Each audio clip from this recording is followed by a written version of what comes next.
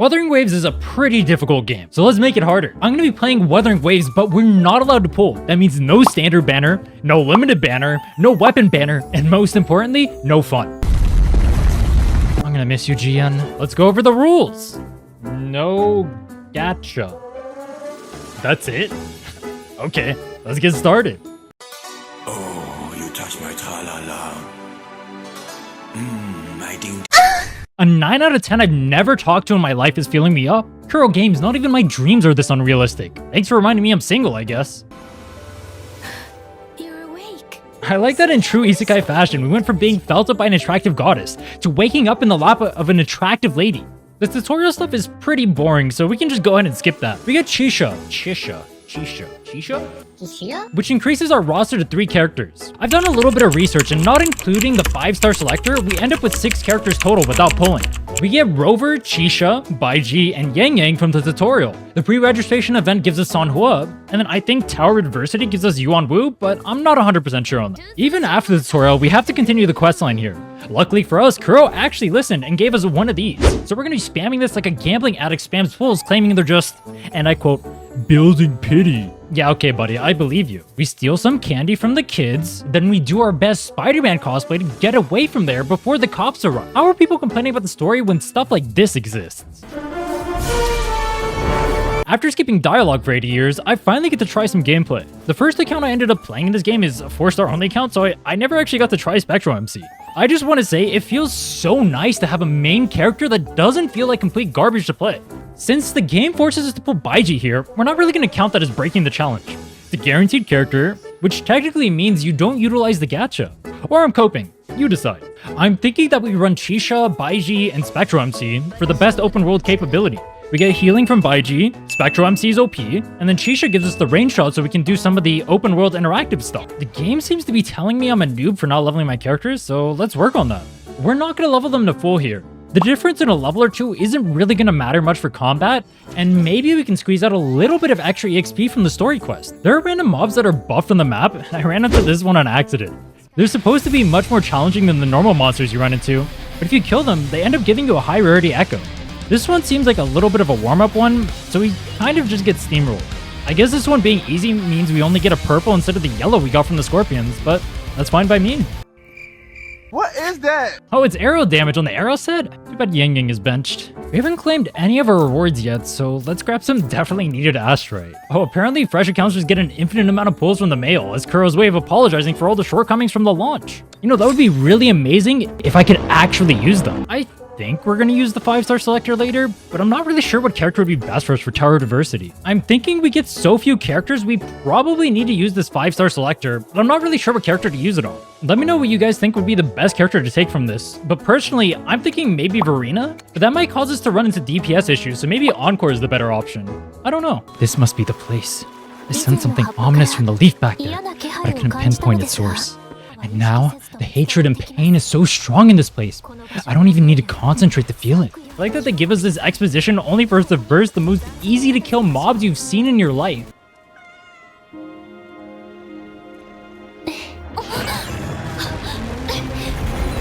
Finally, we made it to the actually decent part of the story. Scar's entrance here is literally a metaphor for all the controversy so far. He yeets away that which has no personality, and then proceeds to gap literally everyone else shown in the story until now. I'm definitely making a 3rd account so I can pull for this guy. He's just way too sick. Just look at that smile. For as much as I praise this character design, this boss fight is actually kind of boring. The attacks are extremely telegraphed, and they also do literally no damage when they hit.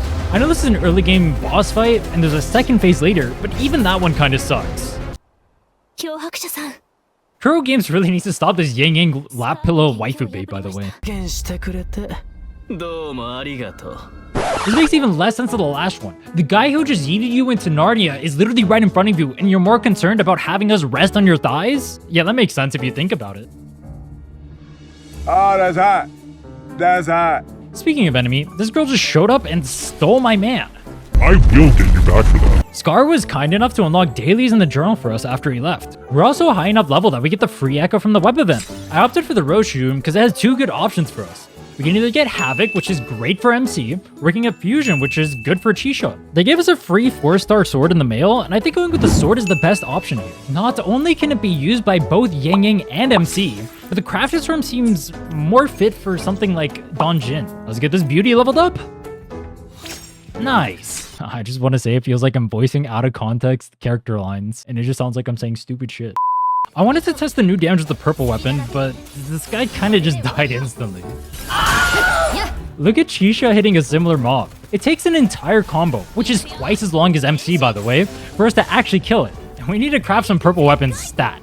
I started running Ling Yang's story for the EXP, but that sounded kind of boring, so let's just go 1v1 Crownless instead. Testing the damage on an actual boss makes more sense anyway, and I kind of need echoes for my characters as well. Maybe Crownless isn't the best boss for that because we don't have Havoc MC yet, but details, who cares? The fight actually is taking quite a while. With him being level 35 and us only being level 20, we barely tickle him. Even with my lack of hands, YG's healing makes this fight feel extremely trivial. But it did take like 5 minutes to whittle him down. Yo, at least we hit this sick pose when he died. Look at that slow motion. You don't even want to call me Big Brother? I don't even know what that means, but I'll call you Big Brother all day if you subscribe to the channel. Do it for me, Oni-chan. Yeah.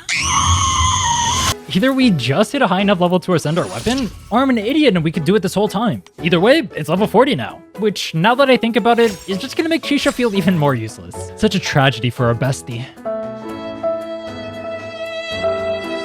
While we're at it, we might as well just ascend everyone since we're going to be using them anyway. We've done a decent amount of killing in the overworld too, so we have a good amount of echoes to throw on people as well. 2-piece energy regen and 2-piece glacio set for Baiji, 2-piece fusion and crownless temporarily for Chisha, and 2-piece spectral for damage on MC. We also use the tuner on the Roche room for the journal entry, and if that roll's not telling you what enhancing in this game is going to be like, I don't know what will.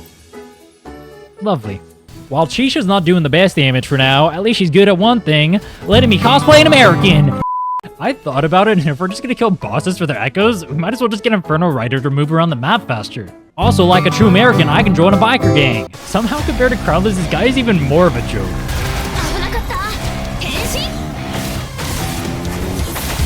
Oh, you know what sounds like fun? What if we do a hitless challenge for every boss in the game with this account? Yeah, I'm definitely doing that one later. Huh? So kind of abrupt ending here, but my OBS ended up crashing during the footage of me fighting Inferno Rider, and I didn't even notice it. There's a little bit more stuff that happened later on, but we'll just call it a day here for now. Make sure to check this challenge out live, either here or on my Twitch at /Rhinne. Subscribe for more Wuthering Waves content, and I'll see you next time. Do it for me, Oni-chan? Do it for me, Oni? Do it for me, Oni-chan? Yeah? There's something wrong with my brain. I want you to add whichever one of those is more ill.